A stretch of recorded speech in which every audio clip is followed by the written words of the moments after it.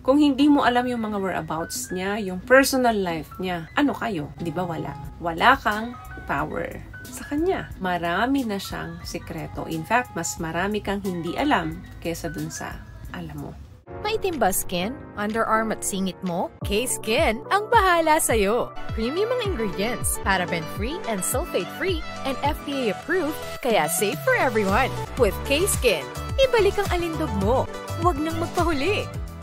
Hi guys! Welcome back to our channel. Kamusta po kayong lahat? Sana ay nasa mabuti po kayo. At sa mga hindi po nakakakilala sa akin, my name is Cheryl Ting. At kung bago lang po kayo sa channel na to, pwede po bang makahingi ng isang favor to please consider to subscribe dito po sa ating channel. And also, huwag niyo na rin po sanang kalimutan i-like and follow ang ating Facebook page official and also ang ating TikTok account, Cheryl Ting.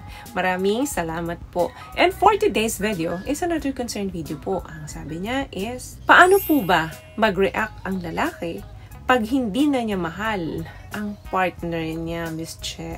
Thanks in advance. Alam niyo po, karamihan sa mga kalalakihan, kapag hindi na nila mahal ang partner nila, mararamdaman niyo talaga. Hindi natin sila kagaya ng mga kababaihan na hanggat kaya natin takpan, tahiin ang problema gagawin natin in order for us na hindi lang masira ang relasyon. So kahit na nasasaktan ng mga kababaihan, ang galing nilang actress na mag-pretend na kunyari ay okay na yung lahat. Pero may mga babae rin naman talaga na very obvious na pag hindi na nila mahal, they don't care anymore. Number one, kapag hindi na mahal ng lalaki ang partner niya, madalas dumidistansya siya. Madalas mailap siya. Kapag ang lalaki kasi in love sa'yo, ma-physical yan. Ibig sabihin, mahilig silang dumikit, mahilig silang yumakap, mahilig silang humalik. Minsan, bumababa yung pagiging affectionate ng mga kalalakihan, pero hindi nawawala yan. Hindi naman kasi araw-araw in love tayo doon sa mga partner natin. Yun nga lang, mabilis makarecover kasi yung pagmamahal nandun pa rin naman. But,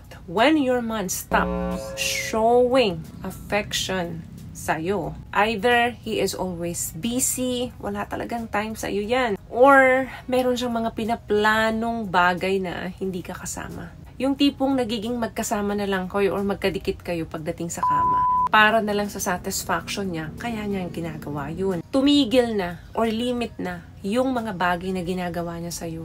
Alam niyo po, normal sa atin yan na kapag mahal natin ang isang tao, very affectionate tayo. Then, sudden, gradual, o nagdi-disappear na yung mga ganong nakagawi ang ugali. Then, mapapansin mo sa kanya, pag nag-open ka ng topic, pinag-uusapan nyo yung masasaya ninyong memories, wala na siyang pakialam. Shina-shutdown ka na niya. Yun ang isa sa malaking senyales na hindi ka na mahal ng partner mo.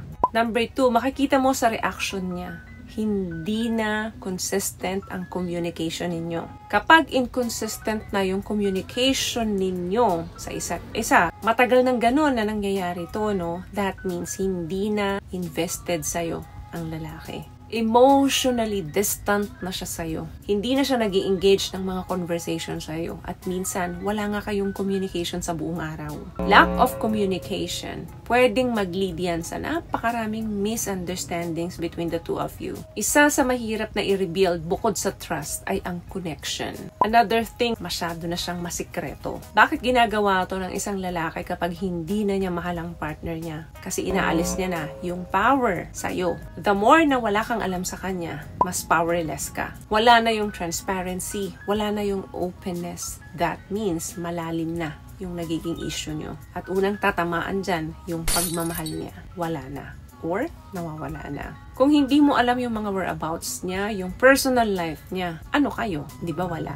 Wala kang power sa kanya. Marami na siyang sikreto. In fact, mas marami kang hindi alam kesa dun sa alam mo. What I love about this product, itong No More Dark Secret ng K-Skin, bukod sa may advanced whitening na siya na kung saan pwede niyang matulungan na pumuti yung mga singit-singit mo, moisturizing, meron siyang anti-irritation, antibacterial, maintain healthy pH level. Hindi lang pambabae, meron din po tayong pang-lalaki. Another reaction kapag hindi ka na mahal ng partner mo. He never compromise. Hindi na nagsusorry yan kahit alam niyang siya yung mali. Yung pride niya is more important than your relationship. Hindi mo na mararamdaman na nasa first or second or third ka na priority niyan. Nandun ka na sa last or minsan wala ka na sa priority list niya. Kapag wala na yung effort sa part niya, sign yan na hindi ka na niya nakikita sa future niya. Mga okasyon like holidays, Valentine's, anniversary,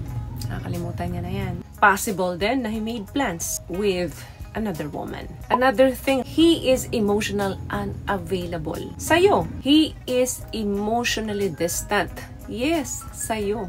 Sa'yo lang. Kapag ang emotional connection sa relationship ninyo ay nawala, sobrang bumabagsak ang foundation ng relationship nyo. Pinaparamdam niya sa'yo na para kang stranger, na dapat ikaw yung intimate partners niya. Ayaw niya na magkaroon sa'yo ng physical closeness. And last one, sex is missing. Ang magkaroon kayo ng strong sexual connection is one of the pillar of a strong relationship. Kapag in love ang isang lalaki sa partner niya, nagpapakita siya ng pagmamahal by doing these things. Doon siya nag-express kung gaano niya kamahal yung partner niya. Kapag mahal ka ng isang lalaki, yan ang nag-i-initiates ng loving with you. Lalo na kapag nandun na kayo sa long-term relationship. Kasi dun mo mas masusubok kung gaano nakatatag yung relationship ninyo. Dun mo na makikita ang pagbabago ng lahat. Pero kapag wala ng pagmamahal ng lalaki, madalas yan ang nawawala.